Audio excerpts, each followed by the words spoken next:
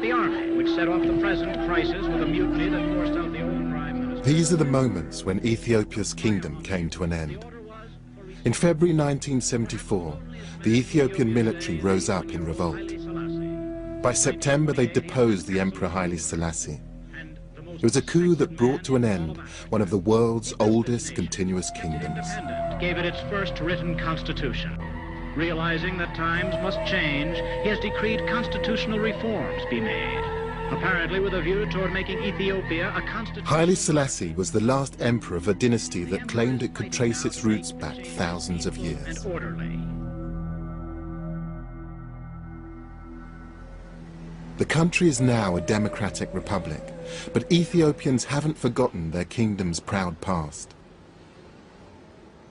In the capital Addis Ababa, this statue of Emperor Menelik II celebrates Ethiopia's long tradition of independence.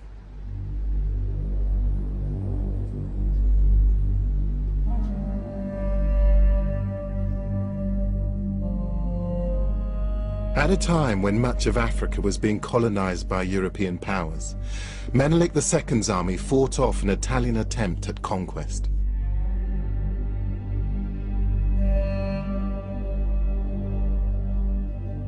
Ever since that famous victory, Ethiopia has been a beacon of self-determination for black people around the world. But I'm here to get back beyond that, to the ancient history. I've got here the Deepen and the Gus, the glory of kings, the story that tells you of all of those kings, those ancient empires. And I want to get behind that and find out exactly what made this country. The book I'm carrying is a modern translation of the most important text in Ethiopian history. The Deepen and the Gus was written in the 13th century. It sets out the lineage of Ethiopia's emperors. It makes some grand claims. It says the dynasty began in 950 BC, and that the first emperor, Menelik I, was the son of illustrious parents, Solomon, king of Israel, and Queen Makeda, better known as the legendary Queen of Sheba. The link to the Old Testament gave a legitimacy to the Ethiopian empire. But is there any truth in it? Is there really a connection between Solomon and Sheba and the Ethiopians? That's what I want to find out.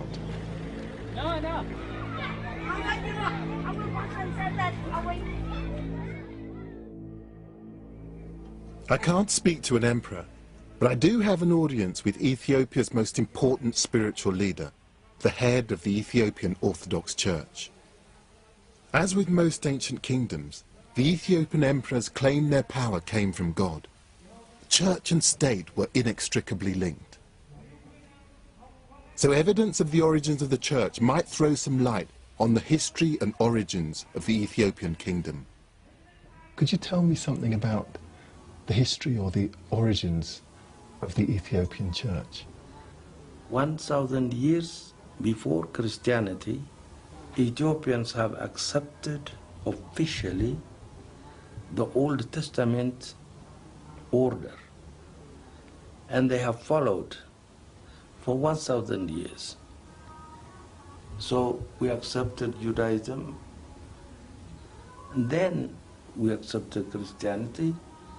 Now it is 3,000 years old altogether. According to the patriarch, Ethiopia's Judeo-Christian tradition does date from the beginning of the Ethiopian kingdom. He says that the faith and the emperors came together. The foundation of this belief lies in the astonishing claim that the very basis of Judaism is actually here in Ethiopia. He tells me that the Ark of the Covenant containing the 10 Commandments was brought here from Jerusalem by Menelik, the son of Solomon. The Ark of the Covenant and the Solomonic descent comes together. The Ark of the Covenant is with us in Ethiopia. Can that really be true? If the Ark is in Ethiopia, it would be powerful evidence of a link between Ethiopia's founding emperor and the people of the Old Testament.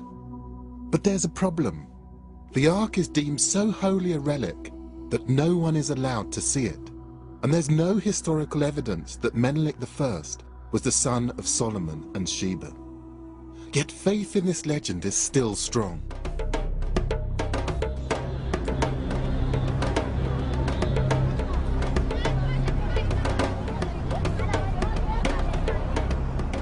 I want to find out why it endures and discover whether it's true. I'm going to look for continuities that might appear over centuries in religious traditions, in language, and in Ethiopia's old buildings. I want to see if I can connect them to Solomon and to Sheba. My journey would take me from Addis to some of the most important historical sites in Ethiopia, going further and further into the past to see if I can reach the time of the Old Testament.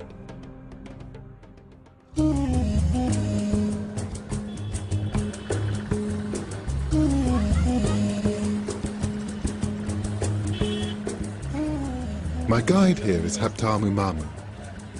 We've come to one of Ethiopia's most important cities, and it's something of a surprise to me. So this is the old city? Yeah, this is one of the 5 main gates of Harar. Right. The legend of Ethiopia's unbroken Judeo-Christian history isn't that straightforward. Harar is a Muslim city. It's like a warren. And it confounds my expectations in other ways too. Ethiopia's modern history has been blighted by drought and famine. But in places unaffected by shortages like Harar's market, trade is brisk.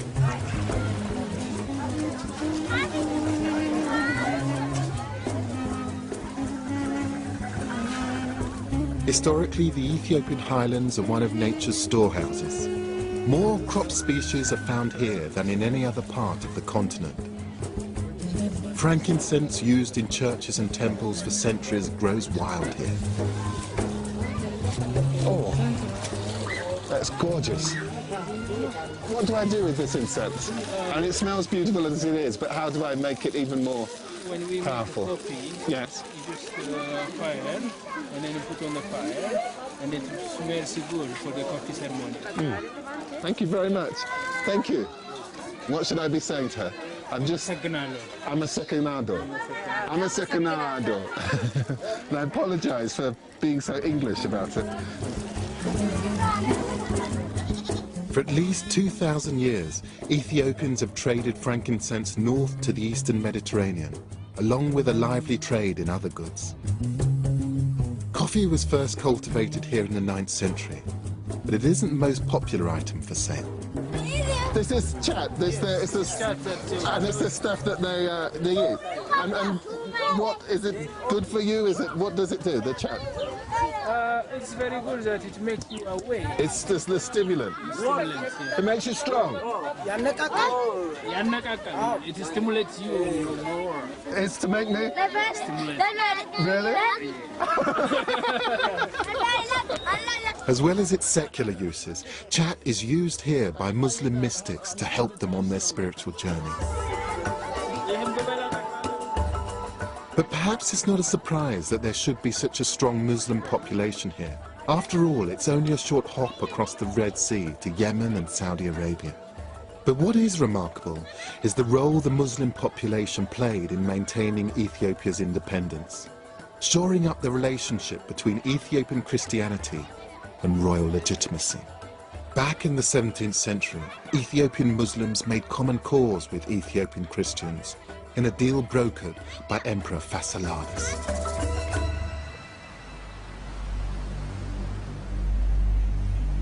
I'm heading to his capital to find out more about him and the Ethiopian kingdom he ruled over. I'm traveling to Gondar across Lake Tana on the ancient trade route which avoids the mountains. The unlikely alliance of Christians and Muslims came about as a reaction against foreign interference. During the 16th century, the Portuguese arrived with 2 purposes in mind. One was to take over the Muslim trade routes. The other was to find a mythical Christian ruler called Prester John. They travelled right down the west coast of Africa in search of him. And then when the boat technology improved, they came up the east coast. And it was here in Ethiopia, that they thought that they'd found him. Prester John turned out to be a figment of European imagination. Instead, the Portuguese found a real Ethiopian Christian kingdom. And whilst they enjoyed some success in converting the local population to Catholicism, their attempts angered many. A foreign imported version of Christianity united Ethiopian Christian and Muslim alike under the banner of Emperor Fasciladas. They expelled the Portuguese and executed their Jesuit priests. Ethiopian traditions were again free from outside influence. Some seem unchanged to this day. Papyrus canoes like this one have been used here for thousands of years.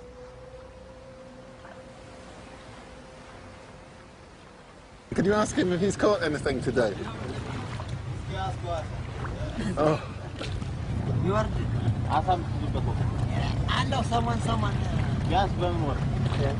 So you can buy the fish. They can buy the fish. How much for them? What kind of fish is this? Tilapia. Tilapia. Just give him the money.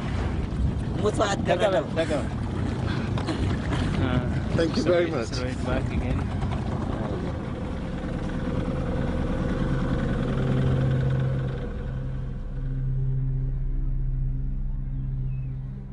To the north of Lake Tana lies Gondar, Ethiopia's 17th century capital. It's dominated by an impressive castle. The city was built by Emperor Fasciladas in 1635, the man who brought Christian and Muslim together in common cause. I've arranged to meet the curator here, Getch Yigso. Hello, sir. Hello, Getch. Yeah, you're welcome. Lovely to meet you. Good. It's just so spectacular. So what am I looking at here? So you'll see a real African castle. This is really the first place black people who live in a castle. In a palace in Ghana and in Morocco, in Tunisia, such castle. This is the first and only castle. The man who built it was determined to defend Ethiopia's independence. Getch tells me that Emperor Fasciladas was a strong leader in control of a significant capital. Oh yeah, because in Ghana at that time there was about 60,000 inhabitants, you can imagine. That was 400 years ago. It's a big town. So we're able to imagine that he was so kind and very visionary man, very wise man. That's why he built such an edifice, an impressive castle. Fasciladas wasn't just displaying his power with this building. There are telling clues that he was also asserting his legitimacy by reminding people of the link to King Solomon and the people of the Old Testament.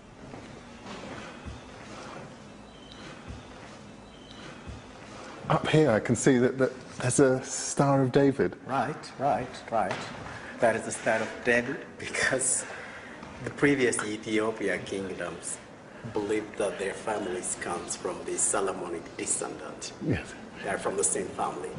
Fasciladas was one of them. That's why he put inside. And connection to Solomon, what was that? I mean, is it a legend or is this an actual real... This is the real connection. I knew that it would be difficult to separate fact from myth. Here, it seems impossible.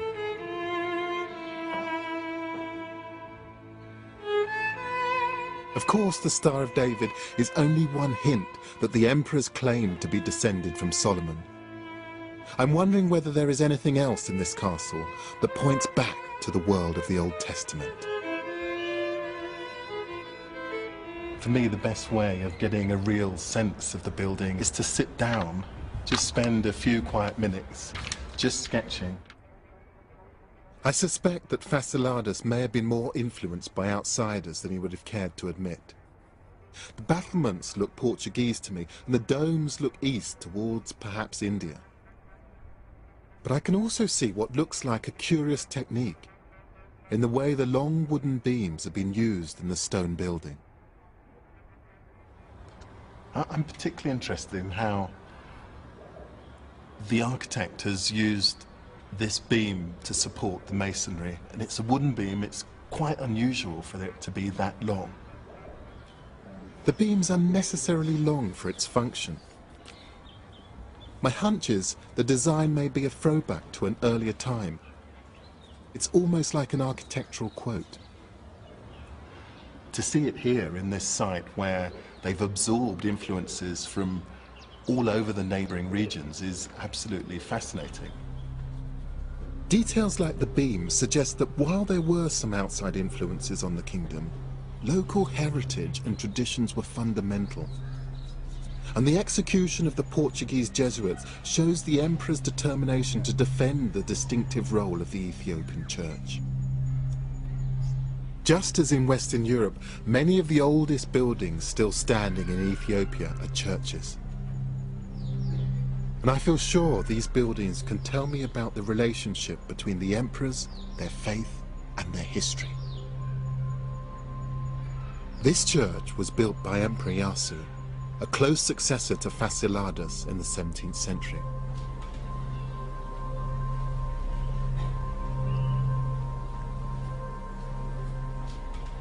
This astonishing painting is completely different to anything I've seen in European churches or in missionary churches elsewhere in Africa. I spend so much of my time trying to rationalize and explain beautiful things, but very occasionally I'm just completely knocked sideways by something, and coming in here to this particular church and seeing a lot of the Christian tradition that I was brought up with depicted in a completely new way with a level of intensity that I've never seen before. It's just absolutely astounding. The paintings have been completed on cloth, which has been glued to the mud plaster walls.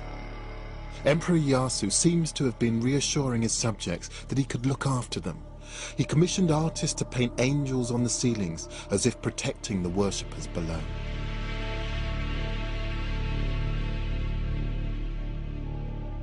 It's a stunning example of the individuality that the emperors were so determined to preserve.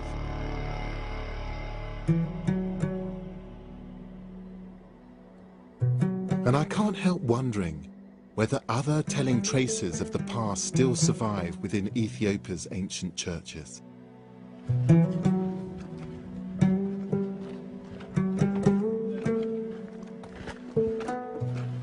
It's Sunday morning, and I'm going to a service at a church far into the highlands of East Gondar.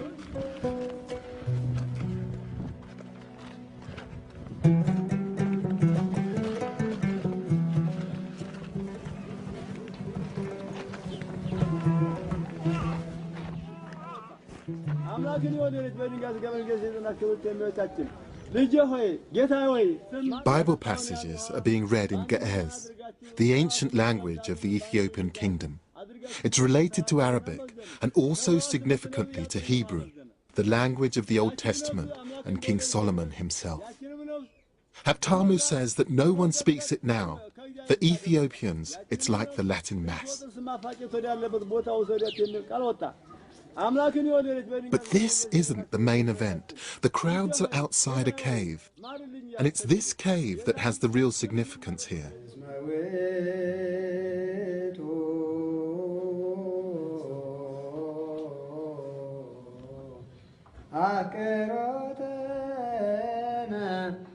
This place contains beehives, which are regarded as holy by the congregation.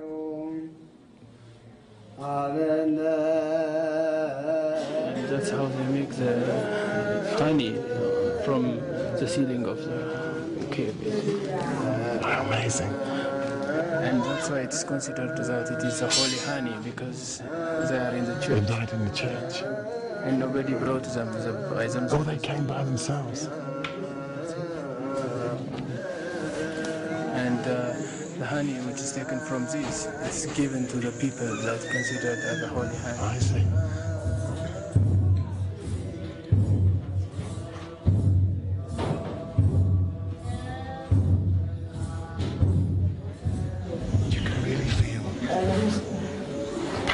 feeling of people believing in this place. I get a sense that it's not just communing with God, it's making contact with a very profound past.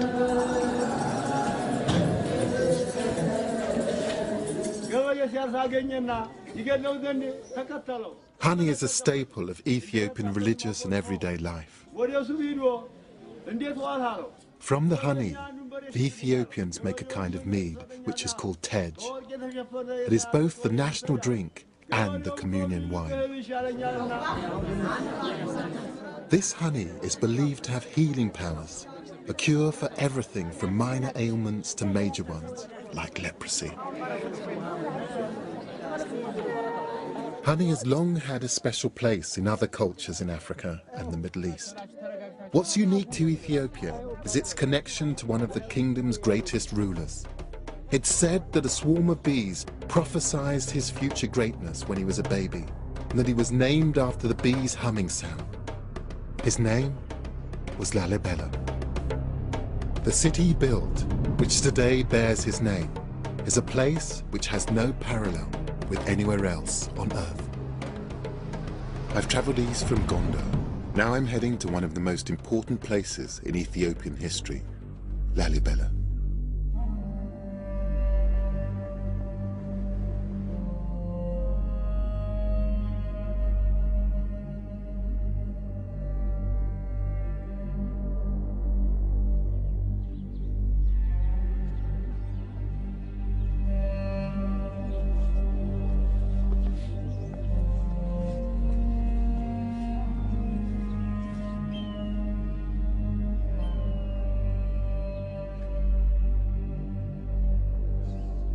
Not much that could prepare you for that.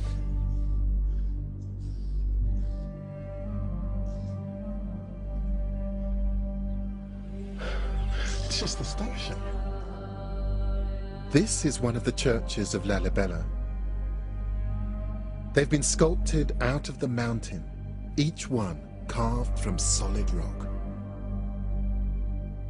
You get a sense of just what a huge amount of energy it must have taken to excavate this hole and to do it with such incredible precision. Every single one of those angles is just so precise. You can still see the subtle incline of the hill on the roof, but the actual body of the church. And if you designed it, made it in concrete with molds, you couldn't make it more precise. It's just astonishing.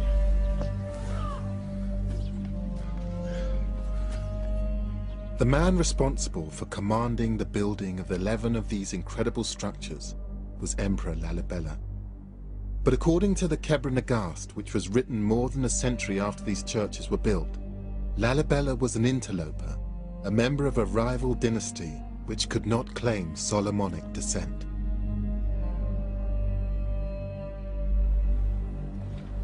However, Lalibela claimed God commanded him to build these churches, and in so doing, he attempted to claim legitimacy as an emperor because he was doing God's work. A legend grew over centuries that the buildings were completed at superhuman speed. But recent research by a team of French archaeologists, led by François-Xavier Fauvel, suggests otherwise. Usual story on Lalibela says that the whole churches were built at the same time during a very short period of time, whether it was 3 nights and 3 days or 24 years. Yes. But basically this is the same story. And now we are starting to expand the sequence, yes. And which covers now a number of centuries. Yes. We have occupations here, human occupation, centuries before the 13th century, yes. and the architectural program of Lalibela develops on 2 or 3 centuries, yes. From the 12th to the 15th century at least. We can go inside here. There's still a great deal that historians don't know about Lalibela. It's unlike any other archaeological site, in that it's almost a case of archaeology in reverse. So in that way, it is not an archaeological site. and it is, and you have to wash your mind about all this kind of previous way of thinking about architecture and archaeology. Instead of having successive deposits, you have just successive removals of stone, and instead of having this deposit accumulating and giving you information about the successive occupiers of the place, you have people who, the more they removed, the more they erased traces of people that were here before. The French investigations are expected to go on for at least 4 years. Emperor Lalibela left an intriguing legacy, one which underlines the uniqueness of his kingdom. It's down here outside, when you don't actually just have the light radiating straight down onto it, that you can begin to see just the intensity of the colour of the rock. And it almost glows. It just blows you away because it's completely unlike anything I've seen before. And that isn't just in terms of the design, but it's just thinking about, what does it take to do something like this?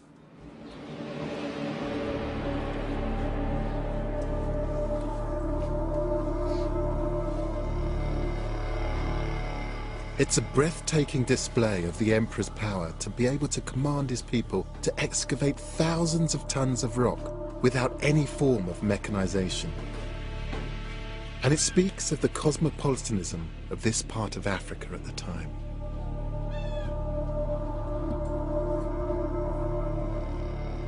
They brought images, influences from all over Christendom and beyond. I look at the influences and I'm just amazed that there's a two-headed eagle that you might see in Constantinople. There's a Star of David, and in the centre of the Star of David is a cross. And in the friezes above the arch are what look like Greek icons. It's an astounding coming together of different cultural influences to create something which certainly aesthetically works, but also sends a signal about this being a new centre of religious thinking, a new Jerusalem.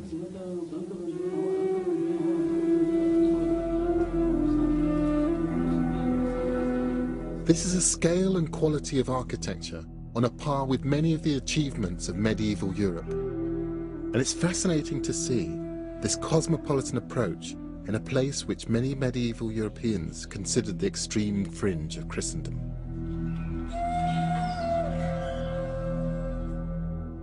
Thousands of pilgrims made the journey here to worship, and 700 years later, they still do. People come here to the 11 churches of Lalibela from all over Ethiopia and beyond.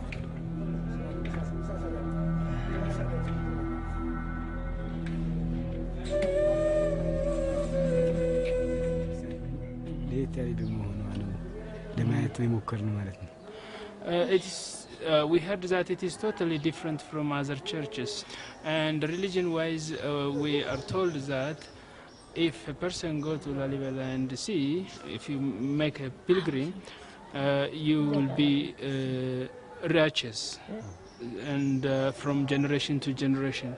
So that's why we luckily come here and to see the church. There's no doubt that Emperor Lalibela left the kingdom something lasting and significant. It might also provide me with another clue that takes me further back into the past in my search for the kingdom's origins. The architectural features are very distinctive. These shapes are thought to represent the rising sun, and the lower windows have a variety of cross designs. It's a double cross so that you can actually see it both as a cross and then also extruded. And then at the very top is this shape that you see everywhere.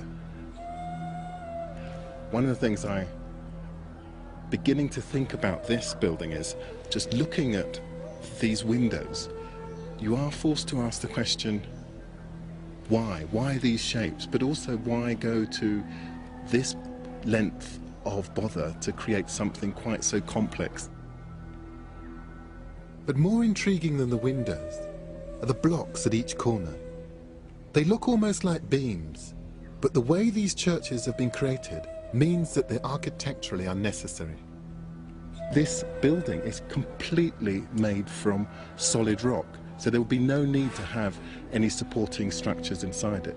And yet it has some of those sorts of supports running all the way along the length of this building. The use of apparently structural features as pure decoration tells me that they've been copied from buildings that already existed. Architectural quotations, if you like. It also suggests that those earlier buildings may have been important to the people who built Lalibela. Remember, according to the Kebra Nagast, Lalibela was not descended from Solomon, so perhaps in copying an architectural style, he was emphasizing his claim to be the heir of earlier rulers. Maybe in this architecture lies Lalibela's claim to royal legitimacy, to biblical descent, and to greatness. But I don't know how old the buildings that inspired Lalibela might be, or whether they lead to a connection between the kingdom and Solomon and Sheba. To find out, I'm going to head even further into Ethiopia's past. This is one of the oldest inhabited places in the world. Archaeologists have discovered signs of the earliest human development here from over 4 million years ago. Even things that appear recent are ancient. These terraces in Tigray province are believed to have been ploughed for 3,000 years. In pre-colonial times, Ethiopia was the only sub-Saharan country to use the ox-drawn plough, a crucial step away from the pastoralist culture of the rest of the continent further to the south.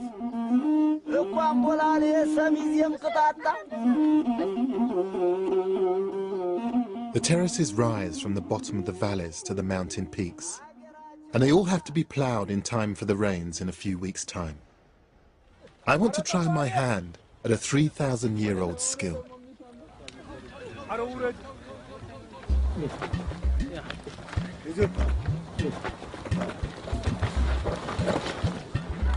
a natural. How do you go out of a job here? Hit, Melo. I nearly had my eye out there.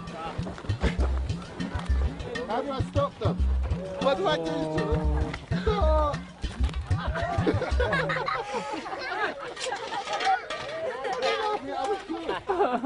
There is a serious point to all of this, and it's that this method of agriculture was unique to these highlands, and it doesn't appear to have spread quickly to surrounding areas. It underlines the isolation and separateness of life here. It's hard work. It must be about 90 degrees out here. I must admit, I really wouldn't want this as a job. He's just as bad at steering as I am. I might have to give him a few tips, I think.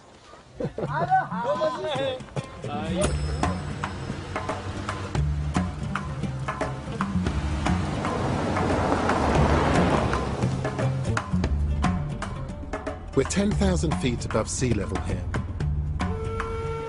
and visitors to towns like this are unusual.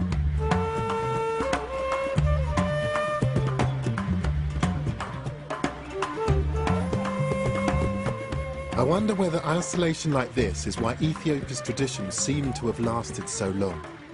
They could develop independently and free from outside interference.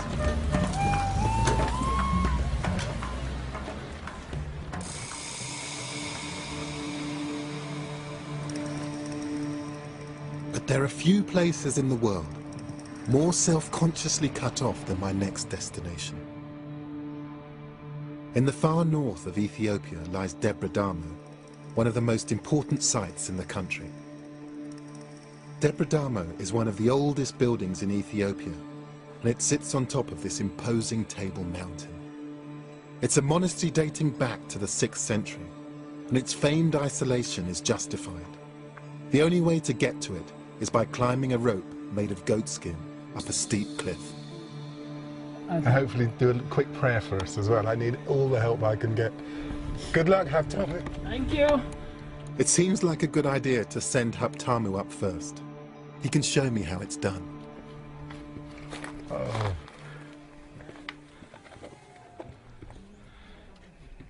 Oh, no, he's fine.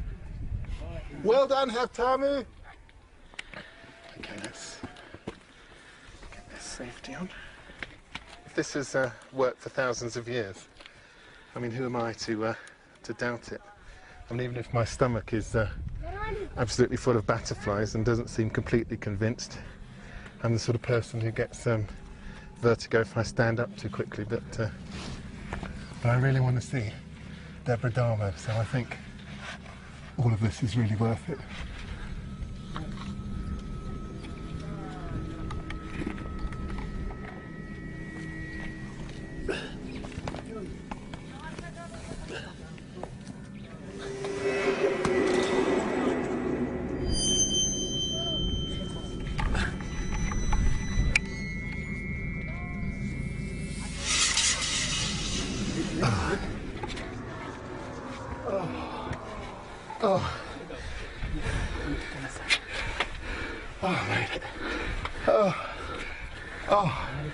That probably wasn't very dignified, but I don't care.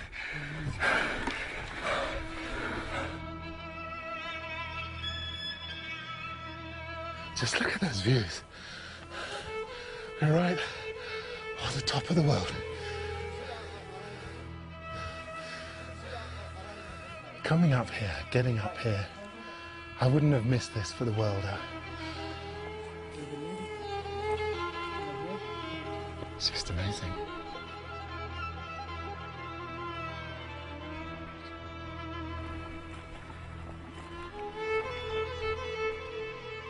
When the monastery was first established, it's believed that up to 1,000 monks lived up here. Today there are around 300. It's said to be one of the oldest permanently occupied Christian communities in the world, and it's at least 500 years older than Lalibela. It was built thanks to another Ethiopian emperor, Gabra Mescal. He ordered the construction of a colossal ramp to help get building materials up onto the plateau. Once the monastery was completed, the ramp was demolished and Deborah Dharma was isolated once more. And the monks continue to take their separation seriously. So they don't allow women up here, is that right? That's right. No women. No women at all? No women at all. And that's ever? There were never any women allowed up here? And that's the church. In fact, ever since the 6th century, they haven't even allowed female animals to be brought up from the valley floor. The fact that Deborah Dharma has been so cut off for so long could be useful in my search for how this kingdom's traditions have echoed through the ages. I need to see the most important building here. Tomorrow I'm going to join the monks at a special service inside the 6th century church. So we're going to try and get a little bit of shut-eye and then be up with the sun, because that's when the monks get up.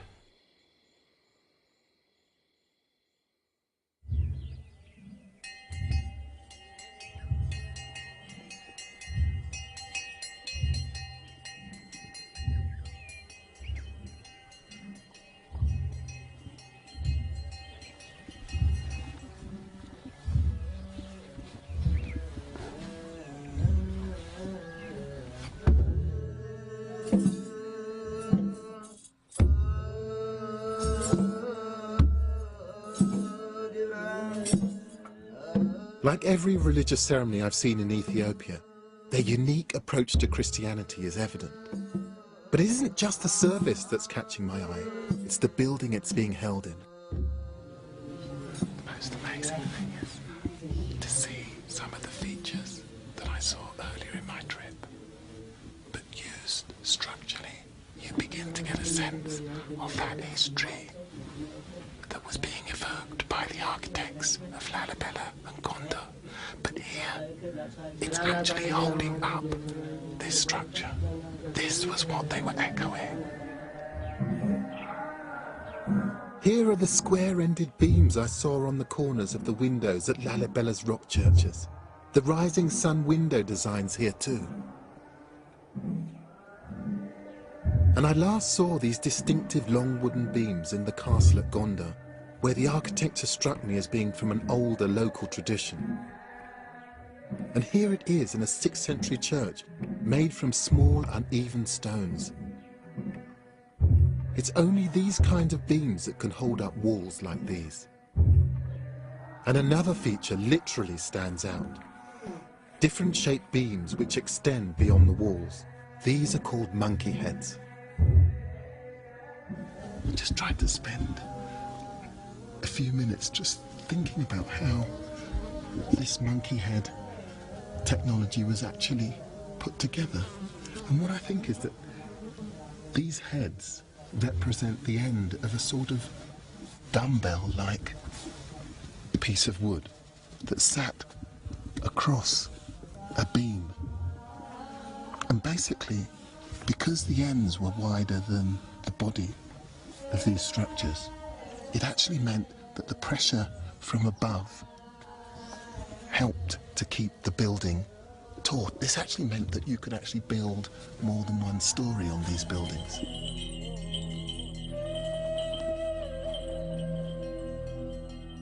Here is a distinct continuity of architectural styles, which it's almost certain were developed indigenously over nearly 2,000 years. If this continuity stretches back even further, to pre-Christian times, perhaps there is evidence somewhere of the connection to King Solomon and to the Queen of Sheba.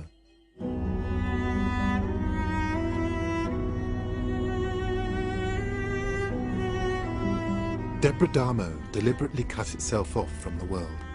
My next destination was once the busiest and most important city in Africa, Aksum. The interesting thing is that at the time that Debradamo was being founded, Aksum was a huge, thriving city. And I'm just reading this book, which is about Aksum at its height, about it being a huge ivory market and people coming from all about to trade with this enormous empire. The book is the Periplus of the Erythraean Sea, a 1st century travel guide which describes Aksum as a thriving, bustling city. In fact, other documents of the time ranked Aksum alongside Rome, Persia and China as one of the 4 great world powers. Given its significance, I think it's remarkable we know so little about its history. After all, Aksum has a considerable claim to fame. This, according to Ethiopians and their Orthodox Church, is where the son of the Queen of Sheba and King Solomon actually brought the Ark of the Covenant 3,000 years ago. Ethiopian Christians believe that beyond these walls is one of the foundations of the Judeo-Christian tradition, the Ark containing the 10 Commandments. Until 1974, that Ark was the cornerstone of the legitimacy of the kingdom itself. The existence of the Ark here would go a long way to prove that the Ethiopian dynasty of emperors was founded by King Solomon and the Queen of Sheba. It would confirm the legends that have lasted for centuries. But the Ark is deemed so holy that no one is allowed anywhere near it. I can't go beyond this point here, because in that chapel there is where the Ark of the Covenant is said to be held. Security is tight, and it must be kept that way to maintain the faith in the foundations of the Ethiopian Orthodox Church, and by extension the legitimacy of centuries of kings.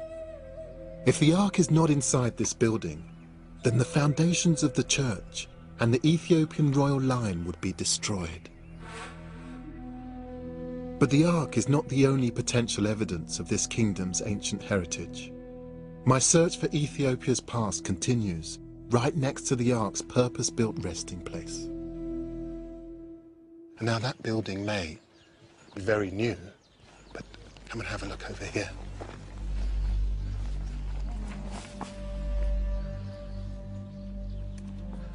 Down here is something very, very old. This is the remains of a building which is 4th century, said to have been built by King Ezana. Ezana, archaeologists believe, was responsible for Ethiopia's first Christian church. He was the first Ethiopian emperor to convert to Christianity. Archaeologists know this for certain because coins minted during his rule show almost the moment of Ezana's conversion. One coin has a Christian cross in its design, but another, earlier coin, shows the pre-Christian religious symbol of the crescent moon and the sun. This is hugely significant. It means that there was a continuity of ruler before and after Ethiopia became a Christian country. The Judeo-Christian tradition here does seem to be unbroken. The coins confirm another fact. By the 4th century, this was a significant, well-established kingdom.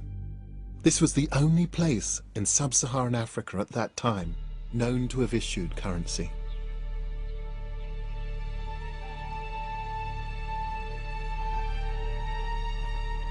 The coins aren't the only objects in Aksum that show the power this place had at the beginning of the Christian era.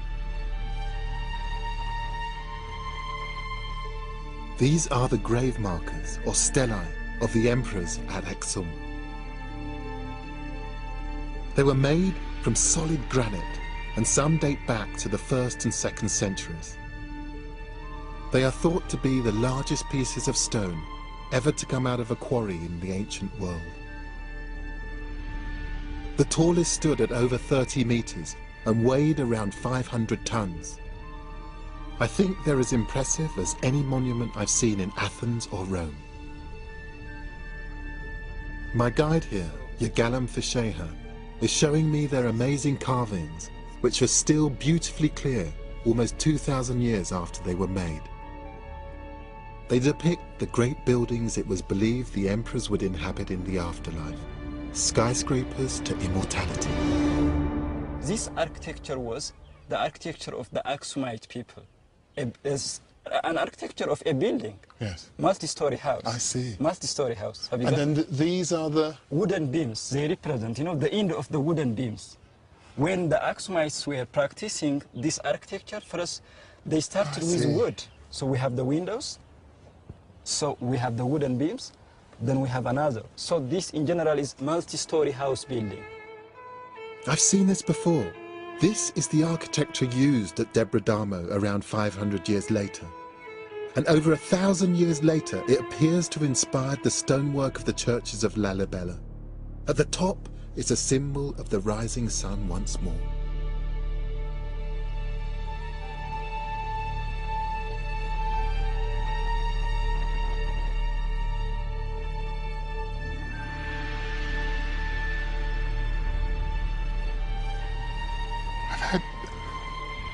Just a very quiet epiphany moment when this journey has begun to really make sense. I mean, this stela, this single piece of rock, holds many of the elements that I've seen on my journey up until now, but here configured in a way that gives them a kind of sense, gives them a continuous historical narrative, which I suppose is the history of Ethiopia.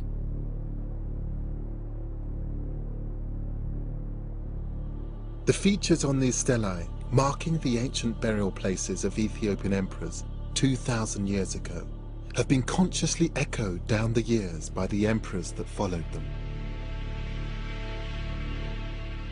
What I'm seeing at Aksum are continuous traditions taking the story of the Ethiopian kingdom back to the beginning of Christianity. But I still want to find evidence that the kingdom might go back even further, to the days of Solomon and Sheba. Yergalem has one more ancient artifact to show me. Wow, what's this?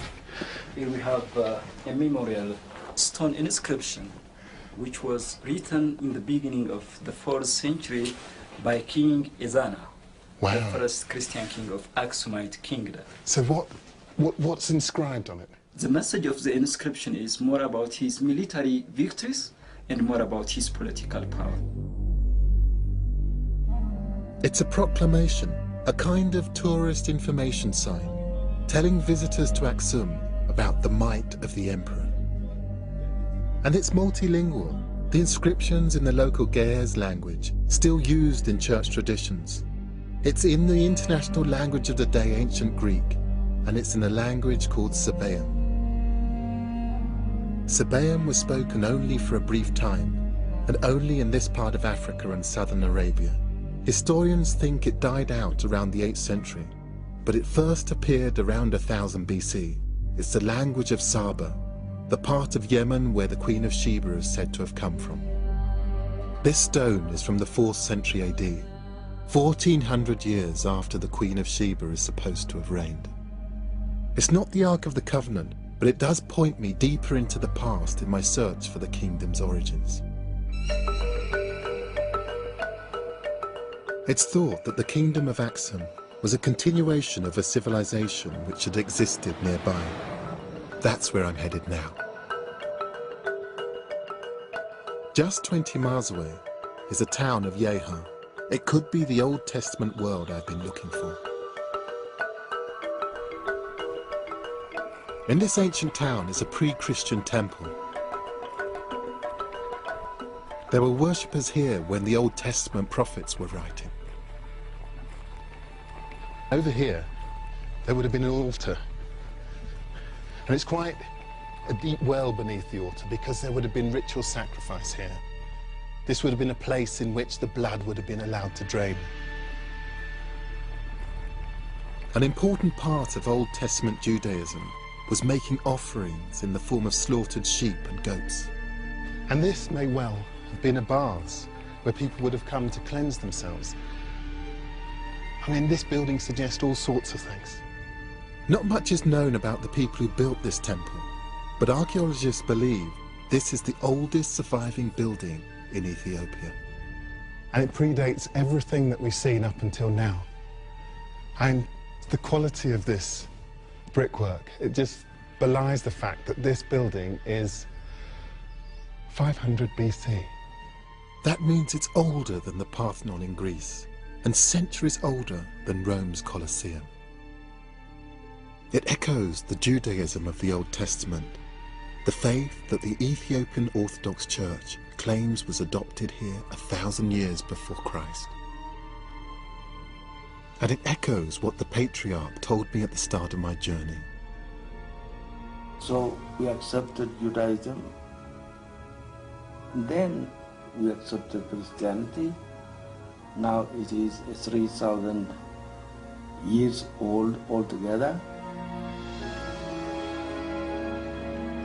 But the most exciting thing about this temple is a collection of artifacts found inside it. They're now kept nearby in this small Christian church.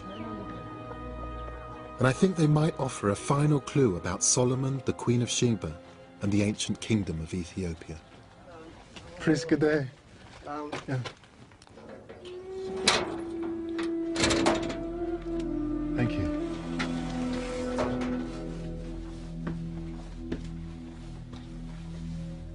I didn't know it would be like this. There are crosses and scriptures spanning many years of Christianity. Thank you. And there's an incense burner which doesn't belong in any church. It's been carved with the pre-Christian symbol of the crescent moon and the sun. Archaeologists think it dates from the 5th century BC. And from the same era as the burner are these stones, inscribed in the language of the Queen of Sheba, Sabaean.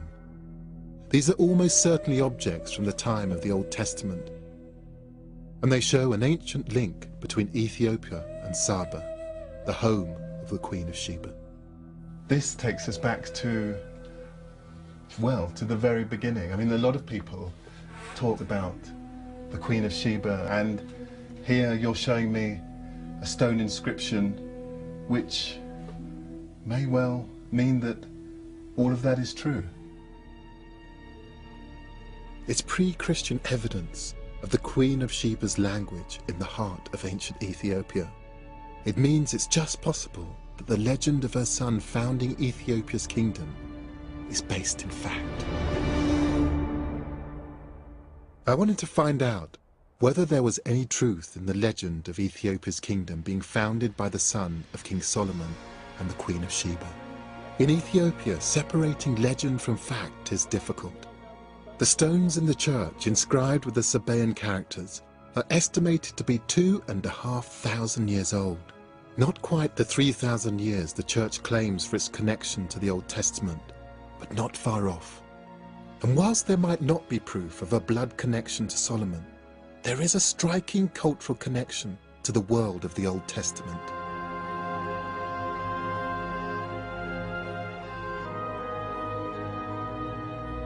It's also striking that faith in this legend has lasted for centuries, closely tied to the unique traditions of the Ethiopian church.